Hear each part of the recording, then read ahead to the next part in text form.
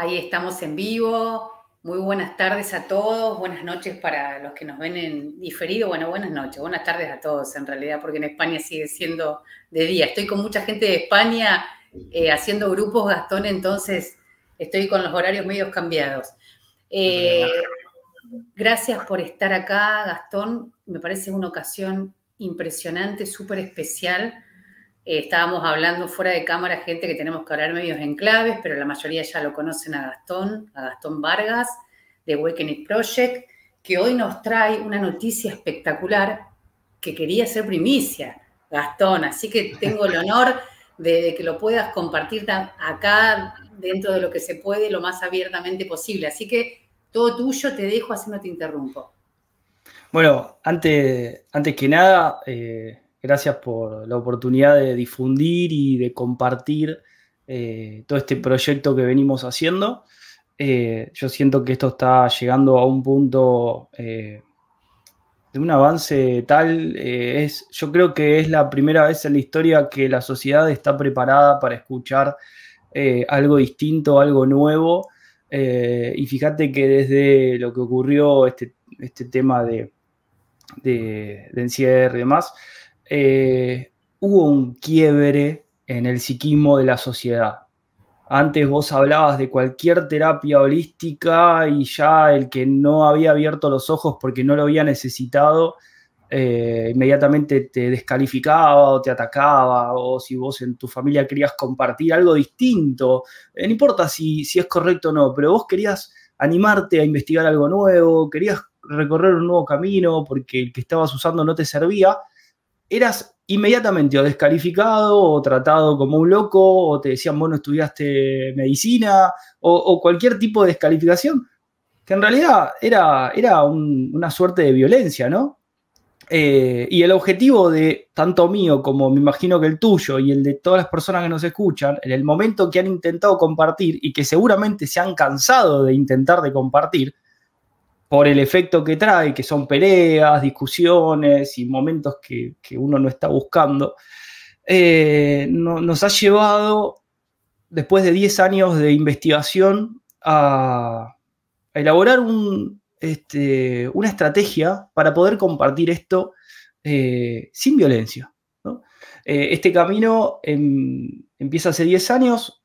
El año pasado yo presenté un libro que se llama La Gran Confusión, que fue en base a pedidos de la gente, que todos me decían lo mismo. El problema que tengo es que cuando quiero presentar esta ciencia, esta explicación biológica de las enfermedades, me encuentro con una resistencia enorme y no me escuchan. Y me enojo, ¿no? Pasaba siempre lo mismo.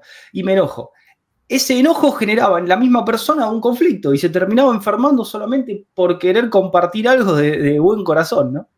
Entonces, a raíz de eso, escribí el libro La Gran Confusión. Pero no me alcanzó porque me di cuenta que ese libro se podía compartir solamente a algunas personas que lo estaban buscando, que tenían ganas de abrirse hacia algo nuevo o algo distinto, o animarse a cuestionar una realidad impuesta dogmática.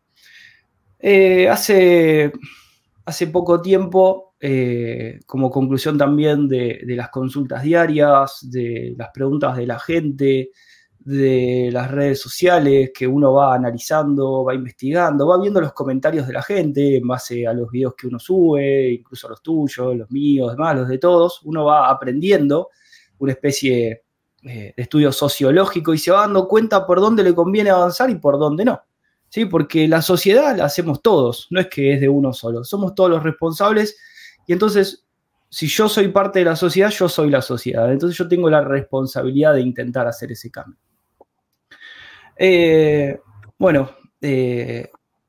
Hace aproximadamente un mes y medio o 2 meses... Gastón, perdón, se escucha bien, ¿no? Porque a mí se me cortó. ¿Se escucha bien? Yo te escucho bien. No sé si me querés confirmar que se escucha bien. Sí, se escucha perfecto. Acá todos se escuchan bien. Ah, perfecto. Bueno, como te decía recién, hace suerte de mes y medio, 2 meses, tengo la iniciativa. Bueno, como siempre, ¿no? Todo empieza a raíz de un sueño. Un sueño, un deseo, lo podemos decir, y un sueño real, que en otra oportunidad, así que te lo cuento. Donde me despierto y digo, esta es la manera. Esta es la manera. Nosotros, como ya saben, estamos en contacto con la familia del doctor que descubre las 5 leyes y demás. No vamos a mencionar la palabra porque sabemos que están todas las redes sensibles, pero ya todos saben de quién hablo. El doctor que hace el mayor descubrimiento a nivel biológico y de la salud de la humanidad. Y incluso la misma familia trata de... nos pide, por favor, no usen mi apellido. Así me lo han dicho muchas veces, porque están cansados, están hostigados, están calumniados, los atacan, en Europa está muy mal visto. Bueno, han sufrido un montón de situaciones y se ha enfermado toda la familia del doctor a raíz de los acontecimientos. Que bueno, fue un costo que hubo que pagar para que salga la ciencia más profunda jamás desarrollada de la salud. Lo que pasa que, bueno, hay gente que sigue sufriendo. Y a raíz de los pedidos de las nietas y de la hija y de los hijos, que quedaron muy lastimados, muy golpeados, y a raíz de entender que cada vez que mencionaba al doctor o cada vez que mencionaba la etiqueta que él le puso a lo que él descubre, y recibía ataques, recibía golpes, recibía muchos problemas, recibía conflictos. Y mi intención todo el tiempo no era generar conflictos. Entonces dije, ¿qué es lo importante acá? ¿O qué le hubiese gustado a este doctor con lo que él descubre? Y lo que le hubiese gustado es que, claramente, porque aparte me lo dijo la hija, es que se difunda el mensaje, que se pueda usar, porque él dio su vida para que esto llegue a todas las personas, no para que digan que es él. Obviamente tenía sus derechos de autor y no hay duda de eso. Pero acá estamos hablando del cambio radical de la sociedad, porque esto que se descubre, que ahora lo vamos a charlar un poco, como hablaba ayer con médicos, yo entiendo, vos sabés, siendo médicos todos los días, ingenieros, políticos, todo tipo de personas. Y esto en realidad no es una medicina, es una ciencia que se aplica a todos los ámbitos de la vida. Así como vos usás la matemática para ir a hacer una compra y te dan un cambio, el vuelto, tenés que pagar tanto, etcétera, haces cálculos de peso, haces cálculos de tamaño. Bueno, esto es lo mismo en base a las decisiones que vos vas tomando en tu vida. Vos podés hacer la cuenta y decir, bueno, yo me hago cargo y responsable del efecto de mis decisiones. Bueno, a raíz de tal situación que yo quiero hacerla, bueno, yo sé que después voy a tener un efecto, ¿no? Entonces, lo lindo de esto es que nos permite entender los efectos de nuestras acciones. Y si no nos gustan los efectos, bueno, recalculo el camino. Bueno, la verdad que hice esto porque tenía ganas de hacerlo, pensé que me servía, pero la realidad me doy cuenta que a raíz de esto tengo la mujer una vaginitis, el hombre una prostatitis o una inflamación del intestino o cualquier tipo de enfermedad, ¿no? Porque la enfermedad nos está contando parte de lo que ocurrió. Por lo general, el gran porcentaje de las inflamaciones del cuerpo hablan de una fase de solución o de reparación orgánica, que es lo que conocemos como enfermedad. Pero la verdadera... Pero sí. ¿Y qué son las tablas, Gastón? Dice acá las tablas que pueden cambiar la historia de la ciencia. ¿Qué es? Bien. Yo fui introduciendo el concepto de tablas porque el doctor no vamos a compartir. El doctor arma unas tablas científicas de la enfermedad. Este es un plano que no es el final, tiene algunos gráficos, pero no está todo completo y demás. Lo mostré porque tuve que imprimir para empezar a ver cómo salían los gráficos y demás. Pero en realidad son planos. ¿Sí? Es distinto porque el doctor lo plantea como tablas que tienen una entrada y una salida y tienen un montón de contenido y de información. De hecho, yo los tengo acá en la pared y miden 2 metros.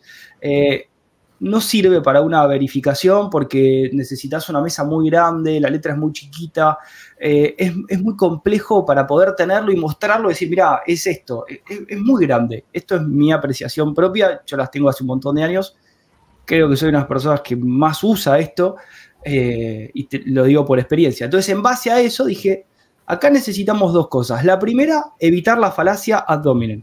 Porque cada vez que vos querés compartir esto es, no, pero vos no sos médico, pero el médico que lo descubre lo metieron preso, etcétera, etcétera, etcétera. Entonces nunca llegás al punto de, bueno, pero ¿por qué no intentás verificar estas tesis o estas hipótesis que nosotros hablamos de leyes, pero tomalo como una hipótesis?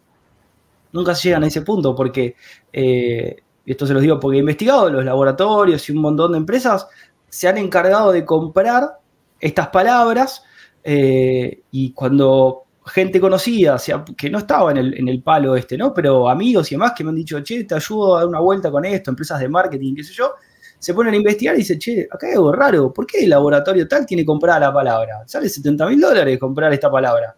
¿Y por qué tal otro tiene comprado esta? Yo sin decir nada decía, bueno, mira, pareciera ser que hay una intención de que esto no salga a la luz. Porque ¿quién tiene ese dinero para difundir gratuitamente este sistema, ¿no? O sea... Sí. Bueno. Y entonces, ¿cómo encontraste la vuelta para evitar esa desacreditación? La vuelta, en principio, es hablar de dos planos de la enfermedad, ¿sí? Son dos planos que van a acompañar una tesis.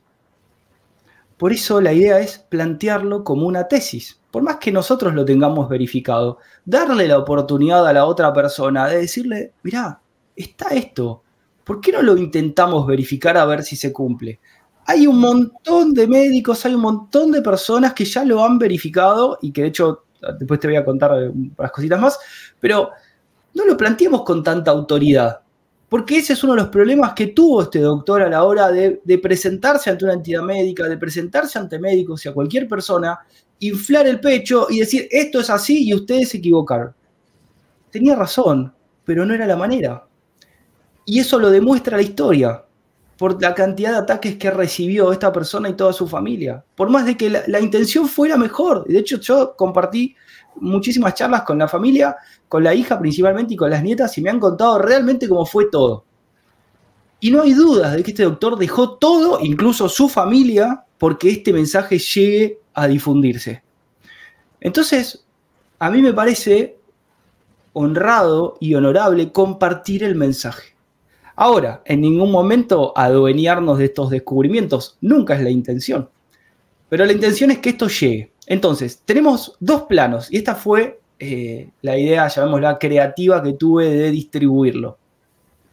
Para saltear todos esos firewall de condicionamientos que tenemos que inmediatamente saltan cuando uno dice, no sé, la Tierra no es así. Bueno, ¿por qué? Bueno, esto es así, che, el pinchazo no te sirve. ¿Por qué? Bueno, planteémoslo de esta manera. Así surge la enfermedad, se llama el primer plano. Y hay 5 pasos. En vez de 5 leyes, hay 5 pasos. Entonces, se plantea en el primer plano de qué manera surge la enfermedad. Y tenemos un primer título, el inicio de la enfermedad, cómo inicia, cómo afecta, a raíz de esos focos que aparecen en el cerebro, pongo las tomografías del cerebro, pongo cómo observarlas en un ataque cerebral y pongo también el error que plantean los radiólogos, que también tienen razón, porque el que entra en esto dice, no, son todos focos, no son todos focos, hay errores también del tomógrafo. Lo que pasa es que el que no se mete y no profundiza no lo sabe, pero eso no quiere decir que todos sean errores, nuevamente, ¿no? El foco, a raíz de una situación dramática, inesperada, vivida en soledad, que no tiene solución inmediata, lo que Robert Guinness llama un sobreestrés, que es otra de las palabras claves para empezar a cambiar y poder usar, no es un estrés, es un sobreestrés, una situación que no tiene solución inmediata. En el cerebro aparece un remanente de esa situación, de ese hecho, en forma de diana, en forma magnética, si lo quieren llamar, que empieza a hacer una lesión en el cerebro. Eso se ve. Y entonces, la primera verificación que va a estar en la tesis, hipótesis a ser verificada, es si aparece una diana en el cerebro concéntrica, en el lóbulo temporal derecho, y yo muevo a la persona y hago una segunda tomografía y la misma diana aparece en el mismo lugar, significa que el foco está en el cerebro. Si yo aparece acá, me muevo y ahora aparece atrás, claramente el foco, el error es del tomógrafo. Eso es algo que se verifica fácilmente. Entonces, algo que no está puesto en ningún lado es cómo reconocer los focos en el cerebro. Si están en fase activa, si están en fase de reparación, si están en recaída o si tienen retención de líquidos con el síndrome de los túbulos colectores del riñón. Ya con eso no hay precedentes. Por otro lado, primero iniciamos con así es el inicio de la enfermedad. Impacta a nivel psíquico, cerebral y orgánico. Hay unos gráficos, hay unas explicaciones. Después está el propósito de la enfermedad, ¿no? Todo esto planteado como una tesis, como una hipótesis. Que la enfermedad es como que vos, perdóname, sí. Pusiste, ayudaste con ilustraciones, con fotografías, con un montón de cosas, a entender todas estas leyes desde como si fuese una teoría que cada uno, el que quiera, que la pueda verificar cualquier persona. Que la lea, como cuando uno lee un artículo, viste, en una revista, y decís, bueno, quiero conocer de qué habla este tipo, y nada, lo conoces y después ves qué haces con eso. Exactamente, exactamente. Esto es, mirá, esta tesis dice que así surgen las enfermedades, y estos son los pasos, y te explica cómo surge la enfermedad, cuál es el propósito, cómo evoluciona la enfermedad, en qué fases. Hay una brújula en la cual, pero una brújula literal, que no está en ese gráfico que estás mostrando ahí, pero lo tengo ahí reservado para los primeros que tengan los planos, después la voy a compartir.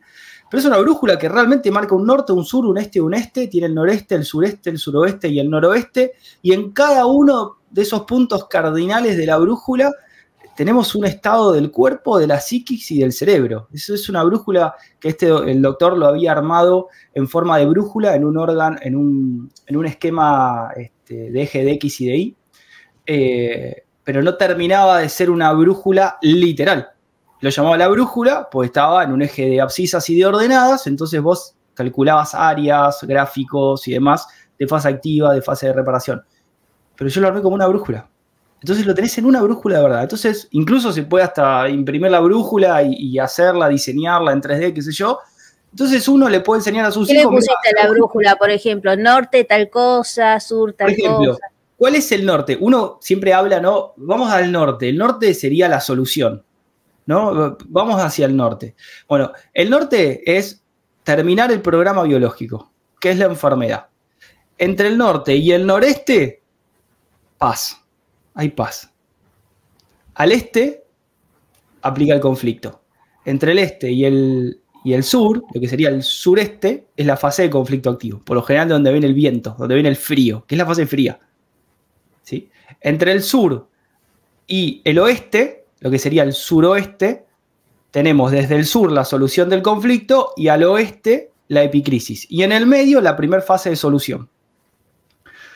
Porque la fase de reparación consta de dos fases de solución, una primera fase y una segunda fase. La primera con edemas, con inflamación y con dolor, y la segunda con un drenaje, con la cicatrización, picazón y demás. Entonces, desde el oeste al norte sería la última fase, lo que sería el noroeste, ¿sí? Sería la segunda fase de reparación. Si el programa biológico se completa, si la brújula se completa, de hecho, ahí hay una frase abajo de esa, la brújula no es esa era en un inicio, pero después la cambié porque quería hacer algo algo distinto que ya lo van a ver, pero abajo tiene una frase que no es poca cosa, que dice, aquellos que retornan a la serenidad tras haber navegado por la totalidad de la brújula, florecen en sabiduría, abriendo así las puertas para avanzar en el sendero de la vida. Porque esta brújula es una brújula de maduración. Vos cuando completás un programa biológico creces. Así como ves a los chicos después de una fiebre crecer, tanto morfológicamente como psíquicamente y madurativamente, todo ser humano y la quinta esencia de los programas biológicos están para la evolución del ser humano. Es decir, cuando vos lográs aprender a andar en bici de chiquito, creciste. Nunca más te vas a olvidar cómo andar. Pueden pasar 20 años y te vas a volver a subir y eso ya quedó asentado en el ADN. Sí. Gastón, perdón que te interrumpa, perdón, Brito. Qué lindo, digo, esto de darle a esta tesis científica esta integración del propósito, del para qué. Eso me pareció fascinante. Bueno, ya sabemos, ¿no?, lo que hacía este médico, pero que vos lo plasmes de esta forma gráfica, Gastón, es alucinante, para que también sea más fácil, ¿no?, de comprender. Es que yo creo que uno esto lo podría hacer cualquiera que dedica el mismo tiempo que le dediqué yo. O sea, básicamente, yo la particularidad que tuve es que me dediqué durante 10 años a estudiar esto y no hice otra cosa. O sea, tuve la posibilidad a nivel económico hace 10 años, por mis proyectos que tenía antes de esto, de permitirme y darme el lujo de dedicarme 100% a estudiar, a verificar, a poner a prueba y a difundir. Vos has visto, Mari, en los retiros, parece mágico, porque es demasiado avanzado para una mente que no está acostumbrado a analizar objetivamente los síntomas, es demasiado. Bueno, después de esta brújula sigue el rol de los microbios y toda la explicación del rol. Después viene el comportamiento de la enfermedad. ¿Cómo se comporta la enfermedad? Dependiendo del tipo de tejido y el tipo de órgano y de su origen embriológico. Por eso ahí en los planos, creo que justo se ve en esa imagen que estás mostrando, los bebitos ahí al lado del cerebro, en color rojo. Distintas capas embrionarias que dan origen y derivan en distintas partes del cuerpo. Y por eso, y esto es algo que la medicina clásica no sabe y desconoce, que por ejemplo el hígado tiene invaginaciones de otros órganos en el cuerpo, no solamente del endodermo, también hay capas del nuevo mesodermo, también hay capas del ectodermo. Por ejemplo, pongo dos ejemplos, pongo el riñón y pongo la mama. Entonces ahí está graficado en dos colores, igual los colores en la gráfica esta cambiaron, pero eso lo puse a priori. Se ve claramente, los colores discriminan capas germinales. Un mismo órgano tiene distintos tejidos. Eso es lo que se llama invaginaciones. Un tejido del endodermo, del ectodermo y del nuevo mesodermo. Y cada tejido, además de tener su origen particular embriológico, tiene un comportamiento específico. Entonces yo puedo afectar, por ejemplo, en la glándula mamaria, en la mama, la glándula mamaria, y no así el conducto de la mama. En el riñón puedo afectar el tejido de los túbulos colectores del riñón y no así la pelvis renal, por ejemplo, que son todas partes del riñón. Entonces ahí empezamos a entender, con el comportamiento de la enfermedad según su origen embriológico, por qué de repente aparece un tumor en los túbulos colectores del riñón y por qué nunca aparece un tumor en la pelvis renal. Y por qué sí aparece una úlcera. Y por qué en el riñón encontramos en el parénquima renal una necrosis que después se va rellenando y se va atrofiando, y después empezamos a encontrar piedras en el riñón y no sabemos de dónde salen y empezamos a echarle la culpa a un montón de cosas, cuando en realidad son partes de una recaída conflictual. ¿Sí? Bueno, básicamente es eso. Pongo dos ejemplos porque no me entran en las tablas para poner todos los órganos, pero sí van a estar todos en la tesis. Para el que se encuentra con este tipo de terapias alternativas, digamos, ¿qué es lo que, porque hay conceptos nuevos que ustedes manejan, que el que por ahí se hace con estas tablas, o el que las regala o lo que sea, y no va a entender, ¿no? Cuando le dicen conflicto, la gente dice, ¿qué conflicto? Si yo estoy bien, ¿viste? Van desde ese punto. ¿Cuál es la resistencia mayor o cuál fue el desafío mayor? Si lo podés explicar acá, porque por ahí hay alguien que sí nos está escuchando, que es la primera vez que escucha esto y dice, ¿de qué están hablando? Sí. Mirá, hay varias cosas, pero hay un punto que es súper importante y que lo veo como un común denominador en la sociedad. Cuando vos a una persona le hablás de un conflicto biológico, inmediatamente te dice, bueno, sí, problemas tienen todos, pero son normales. Momento. No, eso no es correcto. Que vos normalices un conflicto y que vos normalices que intentás andar en bicicleta y no aprendés, no es normal, porque lo normal es que aprendas. Lo normal es que te equivoques al principio, lo normal es que te caigas, lo normal es que a raíz de la caída que tuviste te cicatrice la rodilla, lo que te hayas lastimado, que después vuelvas a intentarlo y que en algún momento andes en bicicleta. Eso es lo normal. Lo normal no es que aceptes que no podés. ¿No? Ese es el punto. Entonces encontrás gente que te dice, no, bueno, pero... Y yo tengo... Mirá, te pongo un caso extremo que para mí son los más gráficos. Una vez estaba atendiendo a un señor adulto, tendría unos 68, 69, con la hija.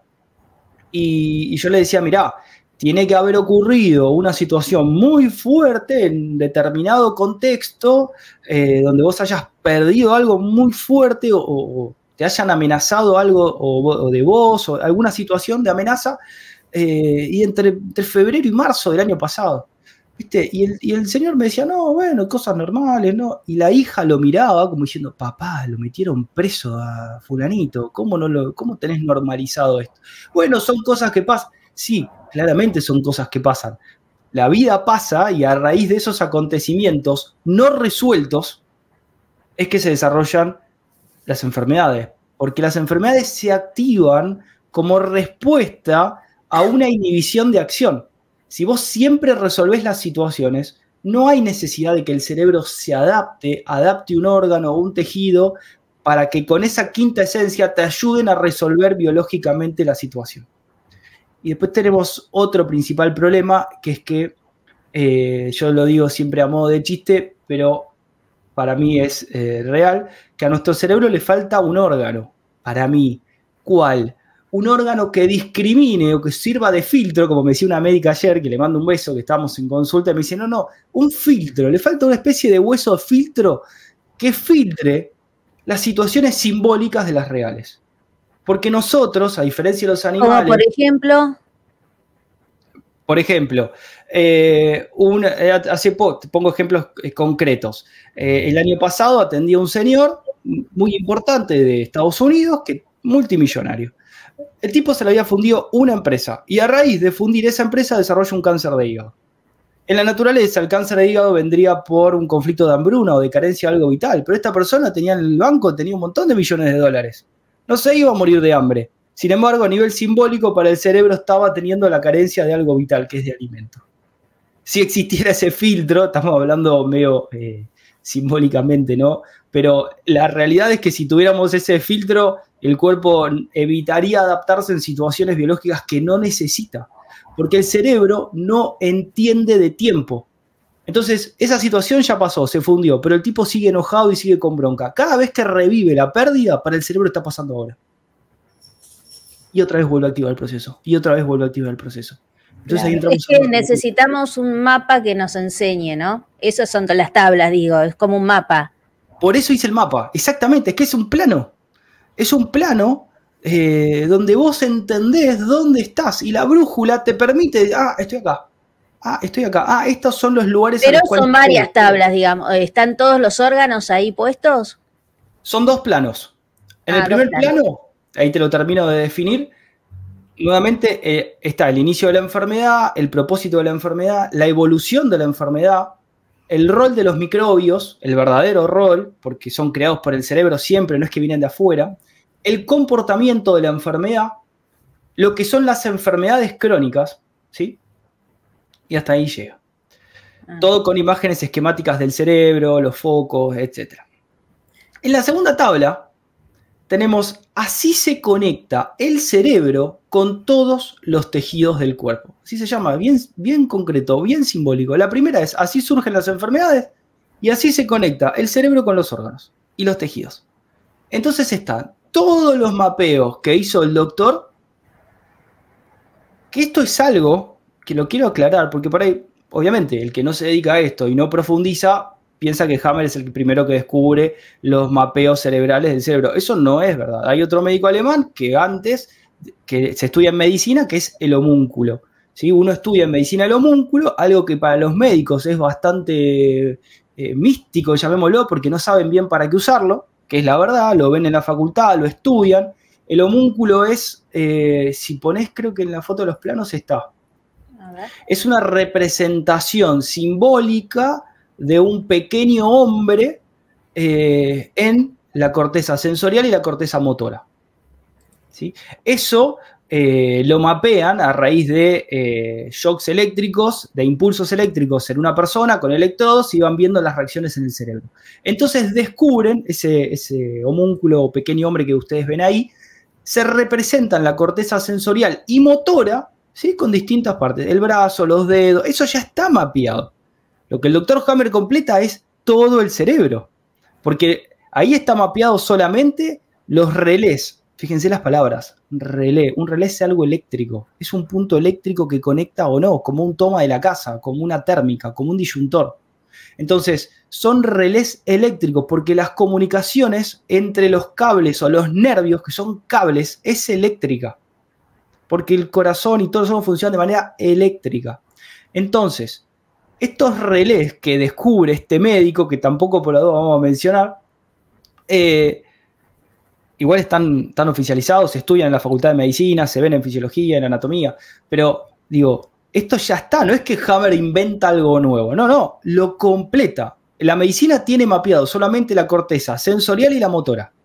Hammer te mapea el tallo cerebral, el mesencéfalo, el cerebelo, la sustancia blanca, la corteza cerebral completa, que incluye la corteza premotora, la corteza motora y la corteza sensorial, y complementa el homúnculo. La corteza postsensorial, la corteza visual, y encima te corrige órganos de la corteza postsensorial. Entonces, y además te descubre un nervio craneal que la medicina no conoce, que es el plexo cardíaco, que es el 13º nervio craneal. Entonces estamos hablando de un sistema, no es un sistema real, es una ciencia, porque vos recién decías, Vero, que está bueno plantearlo, el que se mete en las terapias alternativas. Esto no es una terapia alternativa, esto es así funciona el cuerpo. Ahora, vos querés implementarlo en tu técnica de lo que sea, implementalo. Ahí vas a entender perfectamente por qué a veces funciona y a veces no funciona la técnica que haces, porque hay otros factores. A raíz de entender el origen de la enfermedad y cómo se conecta el cerebro con el tejido, perfectamente podés entender por qué funciona o no funciona la técnica o el protocolo que querés usar. Perfectamente vos podés usar protocolos de desinflamación cuando estás en fase de reparación, siempre y cuando no intervengan con los procesos de reparación. Si vos matás las bacterias cuando están cicatrizando el órgano, y bueno, el órgano no te va a cicatrizar. Es así de fácil. Entonces, eso es lo que te iba a decir. Perdón, Gas, que lo bueno que estos mapas permiten no entrar en pánico, fundamentalmente, y si lo pongo desde mi experiencia cortita, que a la gente le gusta a veces escuchar algo bien, desde la experiencia empírica, por ejemplo, las mamás entramos en pánico muchas veces con la fiebre, ¿no? Entonces, si yo sé, por ejemplo, el otro día Santi, había empezado, de repente se levanta con 37,5 de fiebre, de una febrícula, ¿no es cierto? Ya ahí cualquier madre o padre empieza, ¿no?, a preocuparse. Entonces yo digo, bueno, ¿qué pasó? Porque estaba con febrícula y el día anterior y esa misma mañana esa tos, ¿no? Bien de estilo bronquitis. Digo, sí. Bueno, ¿qué pasó? Hablamos con Laura, no siempre intercambiamos opiniones. Bueno, amenaza en el territorio, ¿no? Empezamos con eso. ¿Qué te pasó? El cuestionario al hijo, que eso es maravilloso. Cuenta, ¿no?, que había tenido, sí, se sintió amenazado por un compañerito en fútbol donde le insultó, donde le dijo tonto y lo agredió. Listo. Cuando nosotros con el papá escuchamos eso, le empezamos a decir, ¿no?, desde nuestro lugar, desde lo que aprendimos de vos, ¿no?, empezamos a que él comprenda qué estaba sucediendo. Como papás, sabemos que el 37,5, ¿no es cierto, Gastón?, empieza la descomposición, ¿no es cierto? Bueno, vos lo podés explicar, que está bueno. Empieza la producción de bacterias. Se necesitan... En realidad es el uso normal de las bacterias que tenés en el cuerpo. Y inicia la descomposición de tejidos, tal cual lo que vos dijiste. Ahí, subimos. Entonces yo me voy a quedar tranquila y sé que va a estar en una fiebre más alta, que tiene que ser así. Explica esa parte, que no es lo mismo que te escuchen a vos. Sí, el comando de la temperatura del cuerpo está en el tronco cerebral. Entonces, siempre que hay un proceso de reparación de un órgano endodérmico que está controlado por el tronco cerebral, va a haber una inflamación en el tronco cerebral también, porque el impacto del conflicto es a nivel psíquico en el cerebro también y en el órgano. Cuando hay una inflamación en el cerebro, en la parte del tronco encefálico, en el tallo cerebral, va a haber fiebre en fase de reparación. Ahora, hay distintas instancias de la fiebre. Cuando hay 37,5 o más o menos, el cerebro está usando la reserva normal y habitual de microbios para descomponer los tejidos que proliferaron durante la fase de conflicto activo, con un pleno sentido biológico. Pero si de repente te sube a 38,5, lo que te está contando el cerebro es que no alcanza la población de bacterias para descomponer los tejidos que proliferaron. ¿Por qué? Bueno, porque o el conflicto fue muy dramático o duró mucho tiempo, o los dos. En ese caso, aumentar la fiebre molesta porque hay una reproducción bacterial. ¿Hasta cuándo? Bueno, vos vas a saber que la reproducción de bacterias se frenó cuando llegues a 39,5. Ahí hay una destrucción de las bacterias que proliferaron durante el 38,5, ¿sí?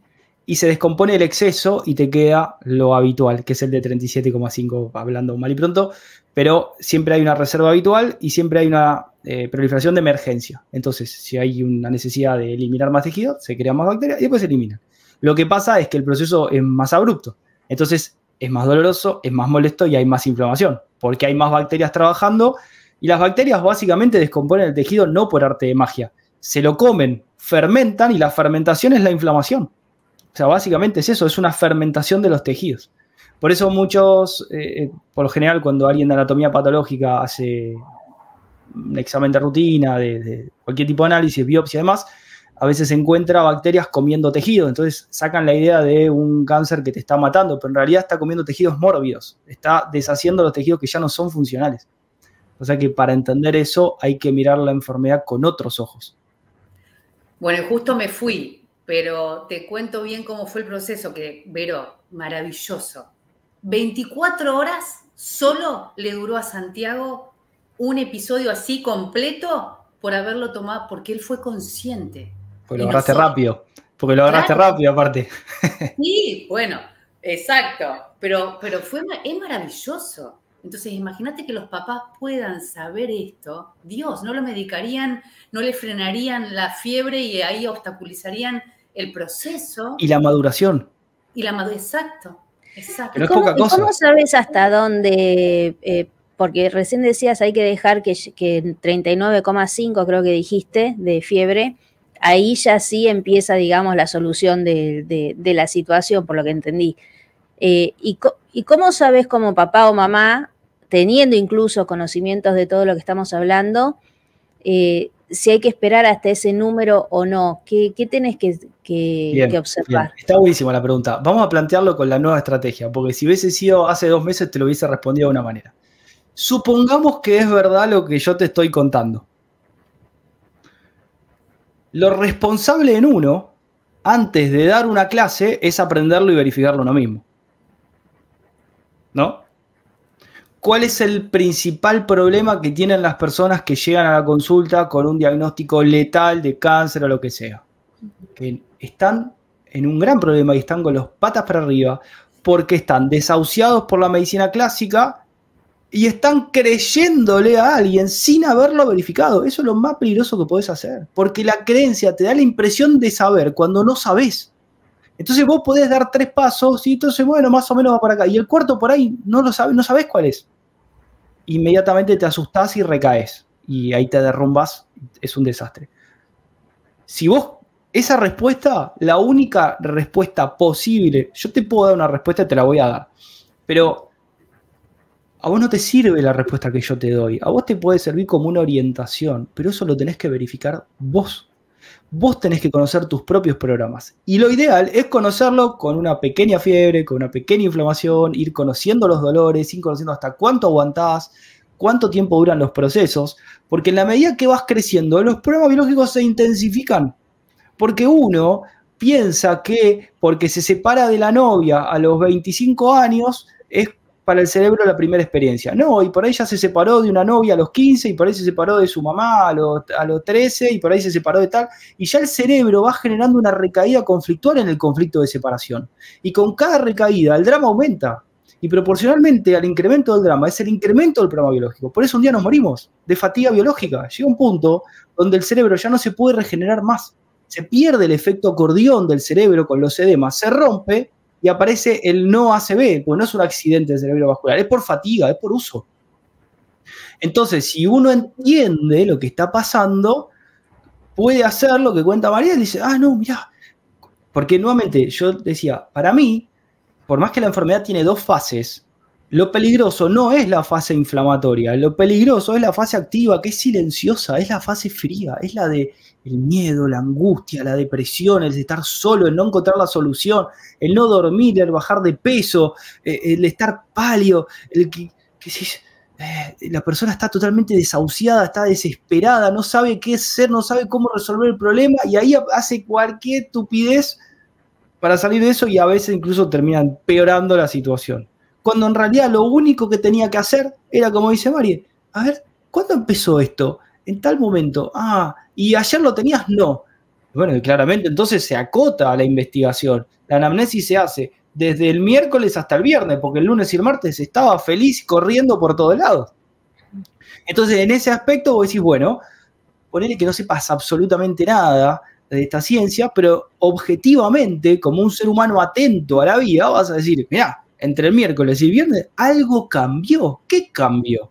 Lo querés afinar, como hizo Mari, un conflicto de amenaza en el territorio mucho más fino que afecta a los bronquios, la musculatura de los bronquios y la mucosa bronquial.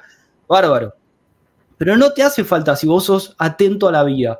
Vos te vas a dar cuenta, pero si sos atento, porque una cosa es hacer esto hoy, habiendo pasado ayer o la semana pasada, y otra es hacerlo de acá a 2 años. No podés.